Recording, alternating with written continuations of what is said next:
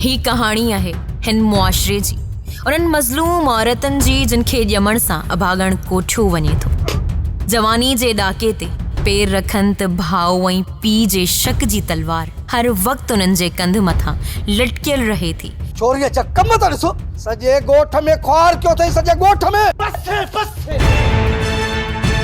घर खां ॿाहिरि कदम रखनि मर्दनि जूं वहशी नज़रूं हर वक़्तु उन्हनि जी जवानी खे तकींदियूं रहनि थियूं।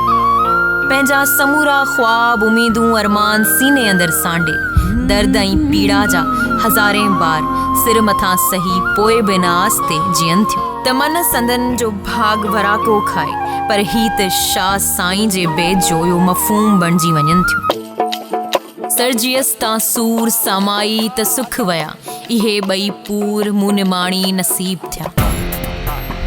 अहिड़नि किरदारनि मां हिन कहाणी में बि किरदार आहिनि कलसूम ऐं मीरा जा, जेके रईस कमाल ख़ान जी साज़िश जो शिकार थियनि थियूं। पर पोइ बि जीअण लाइ हिन मुआशरे जे बेकार रीतुनि रस्मुनि सां जंग झूटे इहो वाज़े कनि थियूं त जेतिरो जीअण जो हक़ तहां मर्दनि खे आहे, ओतिरो ई हक़ असां औरतुनि खे बि आहे। मां ज़हर पी ख़ुदकुशी करे छॾंदसि, पर हुन रबन सां शादी न कंदसि। ॿिए तरफ़ हालार ख़ान जहिड़ा जोधा जवान मर्द बि मौजूद आहिनि, जेके इन्हनि बुराइनि जी पाड़ पटण लाइ ऐं इन्हनि न्याणियुनि खे उन्हनि जो हक़ ॾियारण लाइ पाण पतोड़ींदा रहनि था।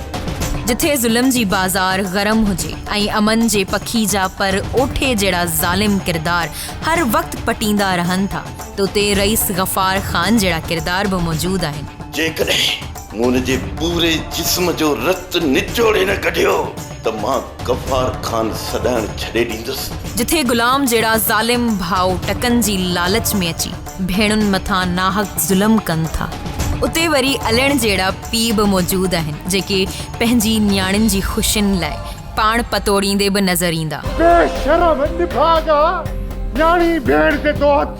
जिथे प्यार जा वेरी लुकमान ऐं कुर्बान जहिड़ा किरदार आहिनि, त उते प्यार मथां सिर कुर्बान करण वारा रबन ऐं राणे जहिड़ा मर्द बि मौजूद आहिनि। ही कहाणी आहे ख़ुशियुनि प्यार मोहब्बत जी, जिथे मीरा जा टहक हवाउनि में गूंजनि था, उते कलसूम दिलनि जे दर्द खे जाॻाए थी।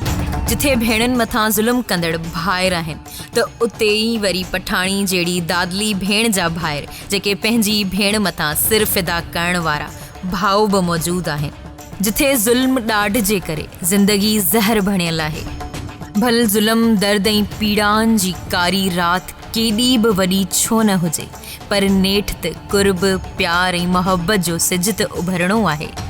ऐं इन समूरी दर्द कथा जो नालो आहे ज़हर ज़िंदगी।